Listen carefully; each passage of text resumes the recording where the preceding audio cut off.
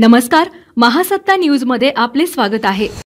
कुपवाड खून प्रकरणात अत्यंत महत्त्वाची माहिती समोर आली आहे। समीर नदाफ खून प्रकरणात दोघा आरोपींना पोलिसांनी बेड्या ठोकल्या आहेत। कुपवाड येथील सोहेल काझी आणि सोहेल मुकादम या आरोपींना पोलिसांनी अटक केली आहे। पोलीस निरीक्षक सतीश शिंदे यांच्या नेतृत्वाखाली आरोपींच्या मुसक्या आवळण्यात आलेत। दारूसाठी पैसे मागितले म्हणून समीर नदाफ याचा खून झाल्याचे उघडकीस आलंय। मिरज तालुक्यातील सावळी येथे आरटीओ ऑफिसच्या पाठीमागील बाजूस सराईत गुन्हेगार समीर रमजान नदाफ वय 35 राहणार कुपवाड याचा सोमवारी रात्री अज्ञात हल्लेखोरांनी धारदार शस्त्राने भोगसून खून केला होता। या घटनेनंतर हल्लेखोर पसार झाल्यामुळे पोलिसांसमोर तपासाचे मोठे आव्हान होते।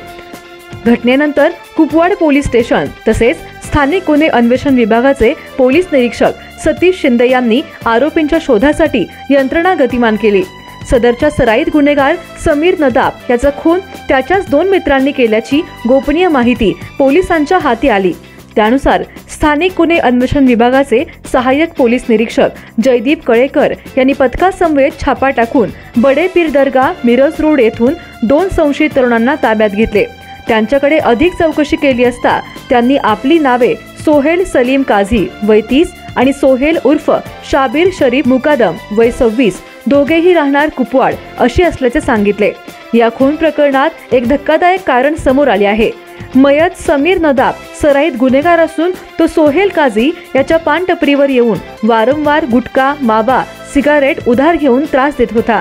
सोमवारी रात्री समीर नदाफ हा दारू पिण्यासाठी पैसे मागून त्रास देऊ लागल्यानंतर हल्लेखोर सोहेल काझी आणि सोहेल मुकादम यांनी त्याला आरटीओ ऑफिसच्या पाठीमागील बाजूस नेऊन त्याच्यावर खुनी हल्ला केला।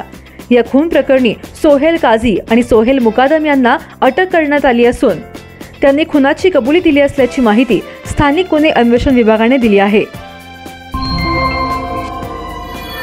नमस्कार, महासत्ता न्यूज